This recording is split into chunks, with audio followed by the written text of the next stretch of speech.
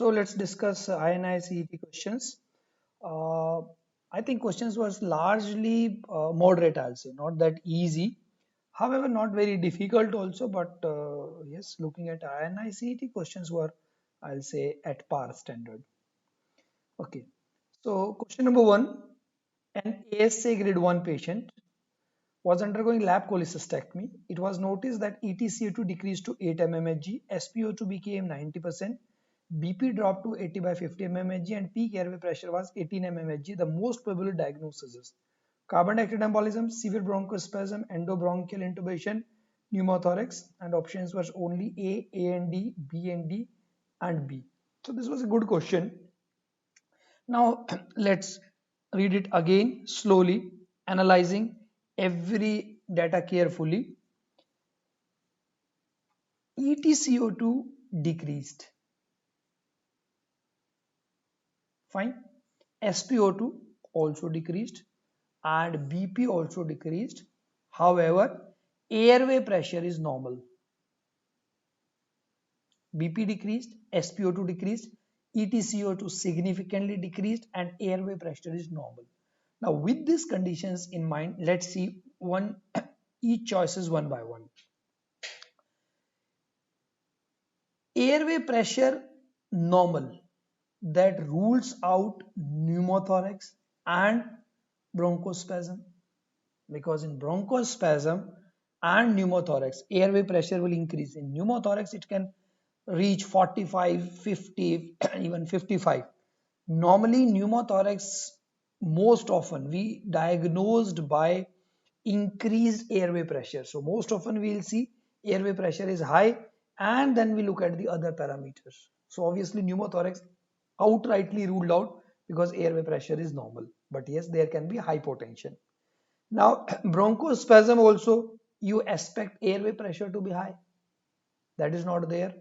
And secondly, in bronchospasm, net value of EtCO2 remains same. Graph will change. There is change in the graph.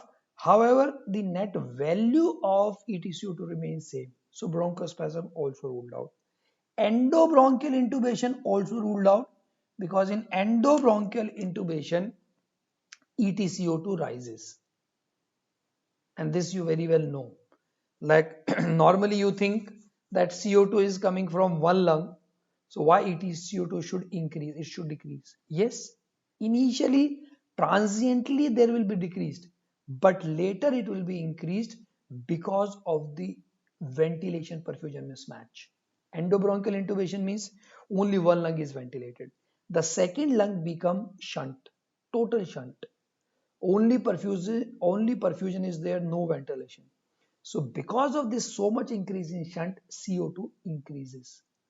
So that you need to understand. So that's totally against what you think with your common sense. EtCO2 in endobronchial intubation increases because of ventilation perfusion mismatch. So all these three absolutely ruled out. So the only choice becomes is carbon dioxide embolism. Now, typical feature in carbon dioxide embolism is, yes, there may be initial increase if at the time of CO2 insufflation, if the trocar migrates into one of a vessel and they directly introduce all CO2 into a vessel, then CO2 will rise followed by a fall. However, if this is not a situation, CO2 embolism is occurring because of the absorption of CO2, then CO2 will only fall. So it may be sudden increase followed by a fall also, but eventually there will be fall because CO2 is going to block some segments of the lung, and from that segment CO2 will not come out. Fine. So the best or the leftover choice is carbon dioxide embolism, A. So good question, very good question, I'll say, which in fact tested your all knowledge simultaneously. So excellent question. And this is what you can see also, that we have discussed carbon dioxide embolism during our laparoscopic discussion, that initial it will increase if it is introduced into a cannula, but eventually followed by fall in capnography. That happens in carbon dioxide embolism. Question number two, again a very good question. Which of the following agent can be best utilized for induction, maintenance, and endotracheal intubation? Sevoflurane, isoflurane, halothane, desflurane. See, for induction, isoflurane and desflurane, I told you n number of times in class also that during uh, isoflurane and desflurane in any circumstances cannot be used for induction because their induction is highly irritating, may be associated with life-threatening bronchospasm or laryngospasm. So when it comes to induction of inhalation agent, isoflurane and desflurane automatically get ruled out. So now we are left with the two choices, sevoflurane and halothane. Both can be used for induction. However, a very smooth induction is with sevoflurane. So sevoflurane definitely will be preferred far over halothane. And halothane nowadays, Western countries due to lot of other side effects is almost, you can say, is not used in Western countries. India we are still using, but Western countries they're not using. So this alone word induction, see that is what I'm saying. Now the question is, one fact they want to ask, I was telling in class also repeatedly, it's not the facts which have changed. Facts are same. Only thing thus they will try to confuse you in one or other way. So when it comes word induction, automatically your answer becomes sevoflurane whether you are reading other choices or not. And sevoflurane obviously can be used for maintenance. However, for maintenance we can use all. And they say for endobronchial intubation, inhalation agents are generally not used for intubation. However, they inhibit reflexes. If you use very high doses and make patients so deep with inhalation agent, which we actually don't do, then you can even attempt intubation. However, these choices doesn't make any actually sense. The question is simply which is the best agent for induction. So it is sevoflurane.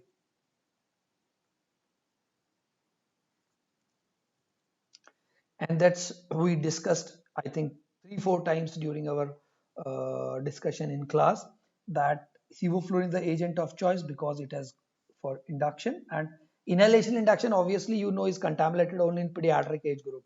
Adults we always use IV induction with propofol. So smoothest induction, and clearly you can see it was discussed. Second choice is halothane, and desflurane and sevoflurane can never be used for induction. Can never be used for induction.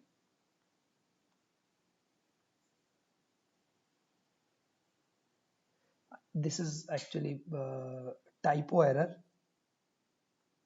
It is not desflurane, it should be isoflurane actually. This is a typo error. Otherwise, sevoflurane is the induction agent of choice. Clearly we have seen. Second choice is halothane, and desflurane and isoflurane cannot be used for induction. Then question number 3. Although this question I can say is can be a surgical question, trauma question, resuscitation question. However, it came related to fluid, so I think I'll discuss it here. Although I think that would have been discussed in detail in your surgical trauma section and may again be covered in surgery also. So patient after RTA was received in accident emergency with the following cannula, green color. How much maximum amount of fluid this cannula can deliver, and it is 18 gauge. This in fact little I'll say is a difficult question from that point of view, because remembering flow from each cannula is I won't say that I won't mind saying that it's mainly a post graduation question, but obviously some questions are definitely difficult also you will find. So and in this question they were actually very, I'll say, brutal about choices also. Choices should be very much clear, largely clear, but they are too accurate. 86, 66, 106, 126. So this question is little, I'll say, little brutal in fact. So since this question has come, so fortunately, unfortunately, now you have to remember the flow through these cannulas, and we can discuss. We can see here flow from green is 105. Actually, two sizes are there. Green is very commonly used, so therefore majority of the companies they are making green cannulas with two length, with two different length, 38 mm and 45 mm.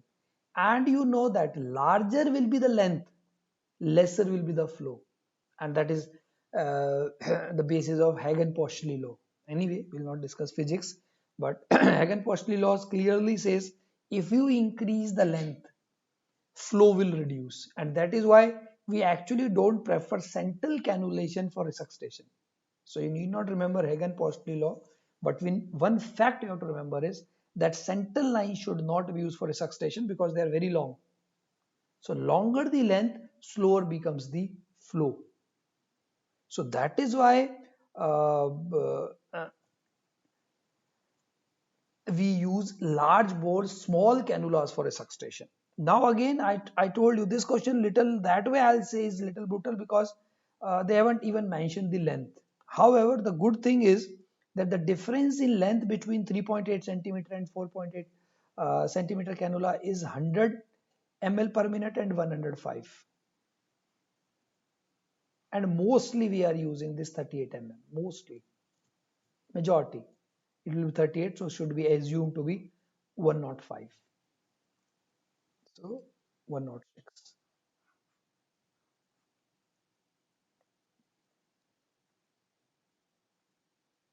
C. Other cannula you can look now because they had asked, so we don't know. Maybe once they have started asking this thing, they may ask in other questions also. So largely, I mean, what we remember that way simply, obviously, so accuracy is not possible.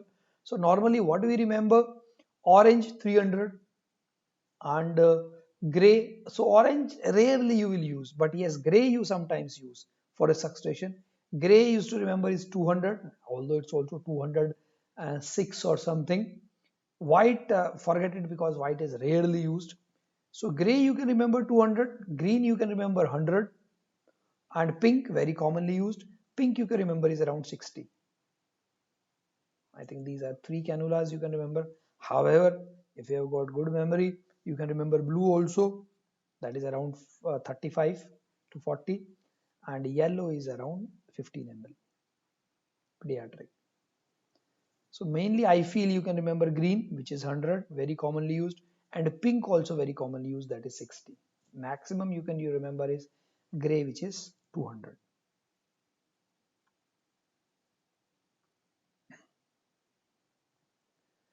Now, question number 4, maximum oxygen flow rate through conventional oxygen mask. Conventional means regular oxygen mask, 5 liter, 10 liter, 15 liter, 20 liter.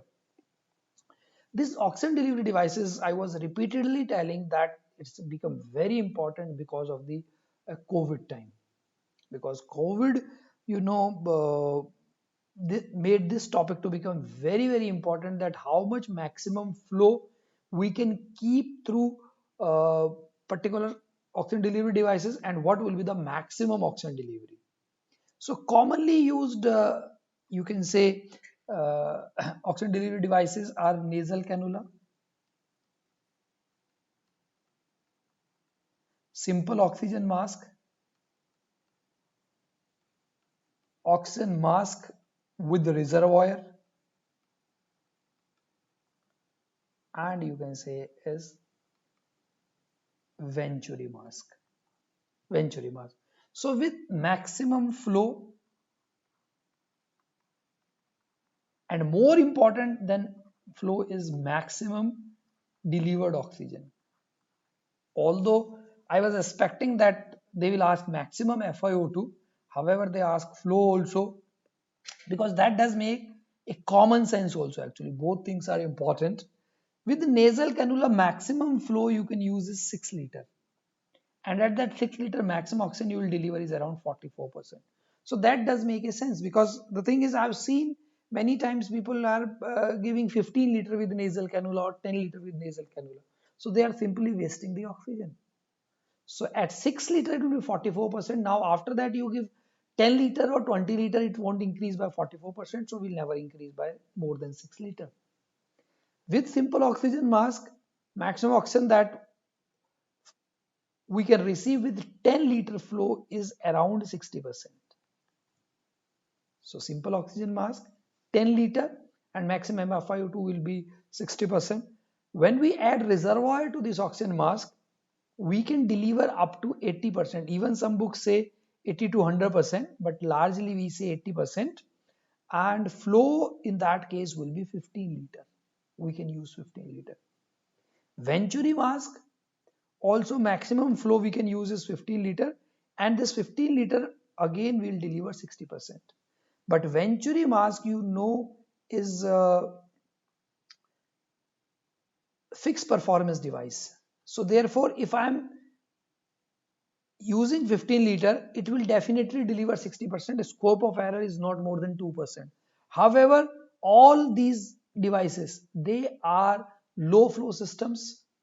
They have variable performance, and their performance or output can change on with change in respiratory parameters of the patient. So their 60 may become 50 or 55 depending on the patient respiratory rate and the patient tidal volume, or you can say patient's minute volume. While with Venturi mask, whatever you set, largely it will remain same. Only at extremes it changes, but for you not need to go in that much details. So just to summarize, that was very important. I was telling repeatedly, and I covered it in COVID section also, and app also, and classes also repeatedly. I told you that you are going to have question on this. So with the nasal cannula, maximum flow is 6 liter and maximum oxygen delivered is 44%. With oxygen mask, 10 liter, 60%. And oxygen mask, you know, they may give name also, like simple oxygen mask is called as MC mask, McCartney mask, or popularly used to be called as Hudson mask. So they all are conventional oxygen delivery devices. With that, maximum flow that you can use is 10 liter and maximum FiO2 is 60%. With reservoir, maximum flow you can use is 15 liter. However, you can deliver around 80 to 100%. So now we can look at our question. The question was through conventional oxygen flow mask. I think mask or device somewhere they have given. So that does means they want to ask mask. So it will be 10 liter. And that's what we already discussed. In the notes you can clearly see oxygen mask with reservoir 80 to 100%, Venturi mask 60, oxygen mask 50 to 60. However, 60 we still consider 60, and nasal cannula 40 to 50%, or one value you can say is around 44%. And that's what we discussed during our video of COVID discussion. Clearly all these things, and even in the sequence, maximum with reservoir, then Venturi mask, then mask, and then nasal cannula. So that was expected. During resuscitation, a patient received intralipid 20%. What could have been the most probable cause for giving intralipid? Pulseless electrical activity, electrocution, local anesthetic, systemic toxicity, asphyxia due to drowning. This was very simple question, and basically it becomes very simple because of the choices. Like in fact, if somebody could have made it more complicated, and instead of simple local anesthetic toxicity, they would have given bupivacaine, ropivacaine, lignocaine, name of 4, you can say local anesthetics. Then you have to understand that which is most toxic, and accordingly you have to choose. So that could have been made a little difficult. However, fortunately the question was very easy. You know that the antidote for local anesthetic toxicity is intralipid. So it's mainly used for bupivacaine toxicity, because bupivacaine is highly cardiotoxic, and this cardiotoxicity can manifest in any form, ranging from any kind of bradyarrhythmia to any kind of tachyarrhythmia. In fact, ventricular tachycardia with bupivacaine are not so uncommon. And how this intralipid help? This actually simply binds the active form of bupivacaine. So just like you can say simple magnet simply binds the active form. That's it. So easy question. Local anesthetic systemic toxicity, and that we have already discussed. You can see in notes cardiotoxicity manifest in any form. I told you, ranging from bradycardia to asystole, even ventricular fibrillation. Ventricular tachycardia is common, and prognosis of cardiac arrest is very poor. And cardiotoxicity increase in pregnancy, hypoxia, and acidosis. And drug of choice for cardiotoxicity is amiodarone. Amiodarone for bupivacaine induced cardiotoxicity I'm talking of, and otherwise also you know that drug of choice for ventricular tachycardia is amiodarone. But previously we used to consider bretylium as the drug of choice for ventricular induced cardiotoxicity, ventricular tachycardia. But now they say amiodarone is preferred over bretylium. And antidote, clearly you can say in notes we have written is intralipid 20%. Now frequency of tetanic stimulus. This actually, I don't know exactly anesthesia question or physiology question. However, yes, in anesthesia also neuromuscular monitoring, we are using tetanic stimulus. So I thought I'll cover this question too. 0.2 to 20, 50 hertz. So tetanic stimulus, you know, we give a very strong stimulus of 50 to 100 hertz. And we don't actually only do tetanic stimulus. Neuromuscular monitoring, we uh, give a tetanic stimulus of 50 to 100 hertz, and after that we give another tetanic stimulus, and this will show us whether the block is depolarizer or non-depolarizer. Now, just a brief about that. Depolarizing muscle accent, you know, is suxamethonium, and non-depolarizing are competitive antagonists, vicuronium, rocuronium, atracurium, cis-atracurium. We'll not discuss details muscle relaxant here. We'll stick to the question only. Mechanism of action of depolarizers, that is suxamethonium, is that it exactly acts like acetylcholine. That is why it is called as succinylcholine. Means it will bind to the same receptor site, leading to channel opening, depolarization, action potential, and muscle contraction. Then why relaxation? Because when you give suxamethonium, millions of molecules of suxamethonium will reach at all neuromuscular junctions, producing fasciculations in all those muscles, and persistent fasciculations will make membrane to become refractory for a transient period. That period is the period of relaxation. Now during relaxation period, during refractory period, whatever stimulus you give, membrane will react? No, there will not be any response. Non-depolarizers, they act by competitive antagonism.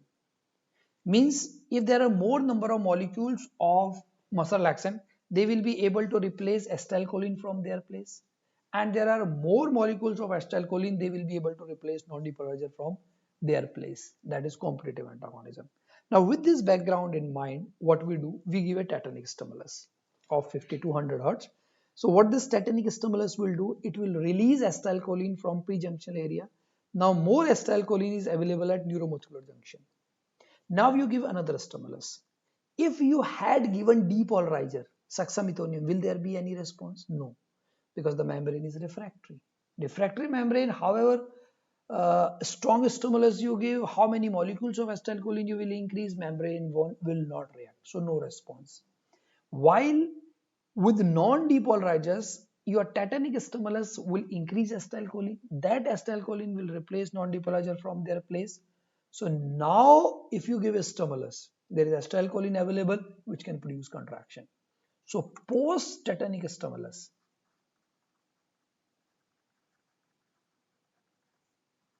or post-tetanic response or post-tetanic facilitation, all means same,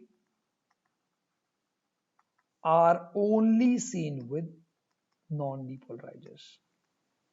That is one of a very important, you can say, differentiating feature between depolarizers and non-depolarizers.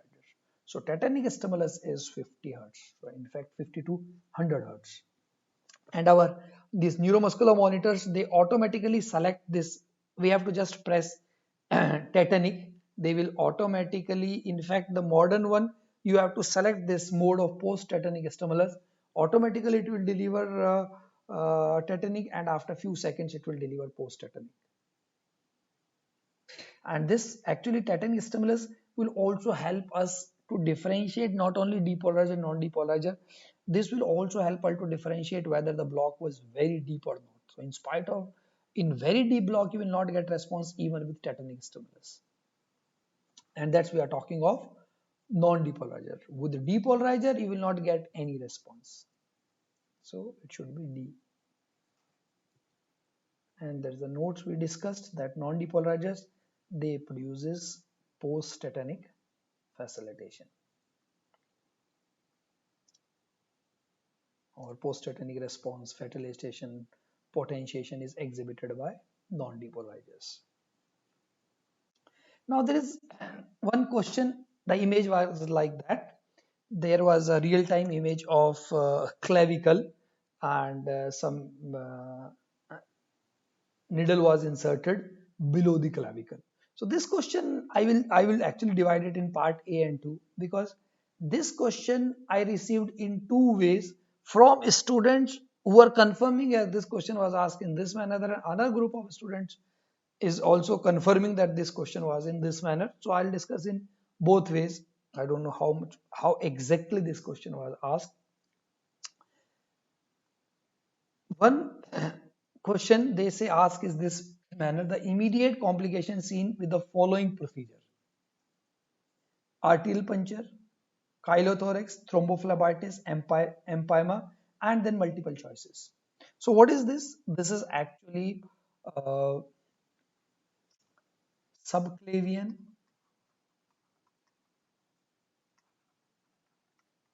line insertion, subclavian central line insertion. So subclavian central line insertion, what can be the immediate complication? The most common immediate complication is arterial puncture. You can puncture subclavian artery, and which is quite common. Normally they say it should be less than 5% and it's around easily 1 to 2%. Then you can also cause pneumothorax. Then if it is left sided, you can cause injury to the thoracic duct also leading to chylothorax, or so these are immediate complications. Late complications are related to infection. So with that background, now let's see. So it's a subclavian central line insertion. So they had asked immediate complications. Arterial puncture is, yes, immediate. Chylothorax is immediate. Thrombophlebitis is a very late complication, but can happen. So these are immediate complications. Thrombophlebitis is late, and empyema is also infection complication that will also be late. Although empyema is rare, but can happen. Even thrombophlebitis is not that common, but can happen. But these are late complications. So this way, if we see, so the immediate complications are A and B, arterial puncture and chylothorax. So A and B choices is B. B. Now the second set of students, they say, and this is just you can see we discussed in our notes also. You can see these notes. Acute is arterial, immediate means acute, and infection is late. So obviously infection is late complication, and obviously thrombophlebitis is sort of reaction also that also takes some time, and that is also late complication. Second question, so I'll say 7B, same question. In that case, the student says that they have mentioned clearly as left side, but some students say left and right was not mentioned, simple it was a diagram of real-time diagram of clavicle. So I don't know. So if we consider left right not mentioned, then we have to believe that this was the question. And if we consider that left was given, then obviously the question will be asked in this manner. And in fact, the debate is that some students said that it was not multiple choices, only single choice, but some says that it was in multiple manner like this, A only, A, B, C, like this. So I don't know. Anyway, I am discussing both ways. So anyway, now the question is not that which ways it was asked. The question is that you should know that if this question is asked again, that should be our aim. So the most specific complication if central line is inserted below this bone, arterial puncture, chylothorax, thrombophlebitis, empyema. And honestly, if you ask me among these choices, definitely I feel this to be more, you can say, more uh, reliable. That's it, because this is clearly specifying that it is central line and inserted below this bone, means below clavicle. So if we go this by question, there is no doubt arterial puncture, chylothorax, thrombophlebitis, empyema. Specific they have asked means we'll go for chylothorax. Although chylothorax has been reported with the right side also, and here we are believing that it was given left clavicle. The diagram clearly mentioning left, because thoracic duct drain in left subclavian artery. So chylothorax is more specifically seen with left side, although there has been case reports of other side also, but that is very rare, but mainly with left side. So we'll go for chylothorax. Now this is another question, although this is again, I'll not say that this is a specific question of anesthesia. This is more or less, I think, medicine or physiology question. But one of the student at my telegram sent me this question, and one question during discussion also discussed this question with me. So I thought I'll also discuss this question here. However, I feel that this question will be discussed during medicine also, as well as physiology also. So MET equivalent of 1500 ml of oxygen consumption per minute for a healthy 70 kg adult male. 2, 4, 6, 10. MET is metabolic equivalent, and this metabolic equivalent is something very important in anesthesia when we do preoperative assessment. This is one of a very important point in PAC, that we ask the effort tolerance of the patient, and effort tolerance of the patient is best judged by MET. So normally we say if patient MET is more than 4, that means patient has got good effort tolerance, and MET more than 4 means patient can easily walk 400 meters without dyspnea, without breathing difficulty. Or even a better method of assessing this is if patient can climb 2 flight of stairs, that means we consider his or her MET to be more than 4 milliequivalent. Now what does that MET means in terms of oxygen consumption? Oxygen consumption of 1 MET, we say if patient oxygen consumption is 3.5 ml per kg per minute. So that is the definition of 1 MET in terms of oxygen consumption. 3.5 ml per kg per minute. That means that is equivalent to 1 MET. Now consider patient 70 kg, normally 70 kg, and in question also they had given weight also 70 kg. So 70 into 3.5. 70 into 3.5.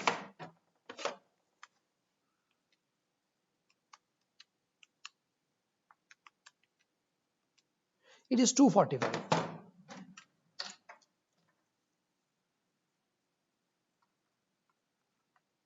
245 ml oxygen per minute is the consumption that you all know. See, that is how oxygen consumption per minute is calculated. We say oxygen consumption is 250 ml per minute. Carbon dioxide production is 200 ml, and that is why you know that respiratory quotient is 0.8. Anyway, that's biochemistry that I will not discuss. So oxygen consumption per minute is 250 ml. So you can say simply that 250 ml of oxygen is equivalent to 1 MET. Okay, so I can write it like that. 1 MET is equivalent to 250 ml per minute of oxygen consumption for a 70 kg patient. Now here they have given oxygen consumption is 1500 ml. So how much equivalent the MET should be? So it should be 1500 divided by 250. 6.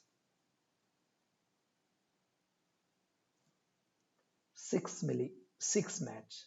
So 1500 ml oxygen consumption will be equivalent in terms of mat will be 6 mats. So simply you can say if a person is doing 6 mats of exercise, his oxygen consumption will be around 1500 ml. And 4 mats I told you is approximately equivalent to walking at a normal rate around 400 meters. That is considered as 4 mat. So I think those were the only questions. I think questions were largely okay. If you still have any doubt, you can write our medical Facebook, eGurukul, and or you can even telegram me also if you want to personally ask anything. You're always most welcome, and my best wishes, and hope all of you will come up with flying colors when the results will come. Okay then, once more, thanks for attending the session and my best wishes.